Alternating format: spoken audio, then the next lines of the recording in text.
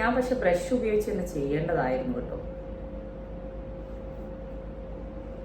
Brush ഉപയോഗിച്ച് ചെയ്തിരുന്നെങ്കിൽ കുറച്ചും കൂടെ ഫിനിഷിങ് കിട്ടുമായിരുന്നു എന്നാണ് എനിക്ക് തോന്നുന്നത്. പക്ഷെ ഓക്കെ, കുഴപ്പമില്ല, നമുക്കിതിനെപ്പറ്റി വലിയ അറിവൊന്നുമില്ലല്ലോ.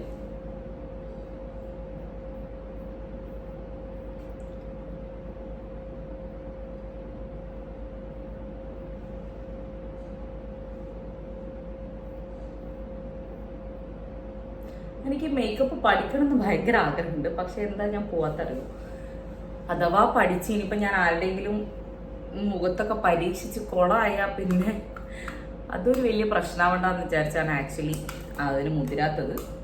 ഇനി നമുക്കൊന്ന് കണ്ണും കൂടെ എഴുതി കൊടുക്കാം. ഞാൻ മേലെ ഭാഗത്ത് മാത്രമേ എഴുതുന്നുള്ളൂ. ഞാൻ എപ്പോഴും അങ്ങനെയാണ് ചെയ്യാറുള്ളത്. അതുകൊണ്ട് നമുക്ക് മേലെ കണ്ണെഴുതാം. ആക്ച്വലി ഇവിടെ കറണ്ട് പോയി. ഇനിയിപ്പോൾ ചൂട് കൊണ്ട് നിൽക്കാൻ പറ്റുമോ അറിയില്ല. പറ്റേ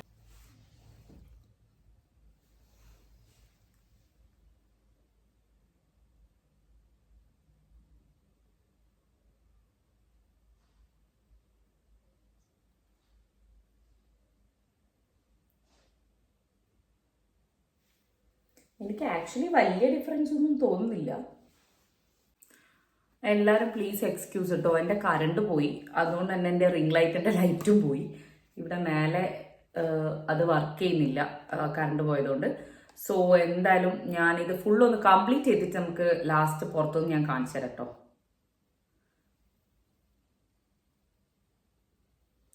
നല്ല സമയത്താണ് കറണ്ട് പോയത്. ഞാൻ ഇവിടെ പരിപാടി അവതരിപ്പിച്ചാൽ ഇതാണ് അവസ്ഥ.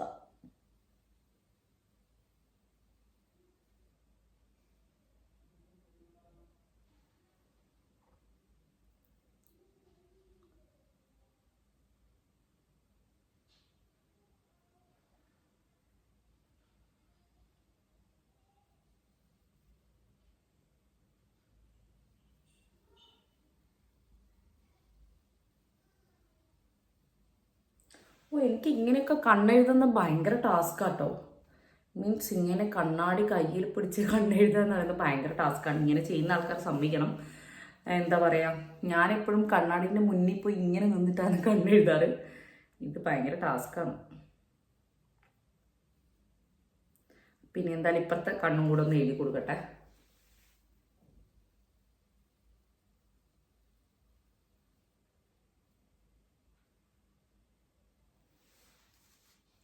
കറണ്ട് ഒന്ന് വന്നിരുന്നെങ്കിൽ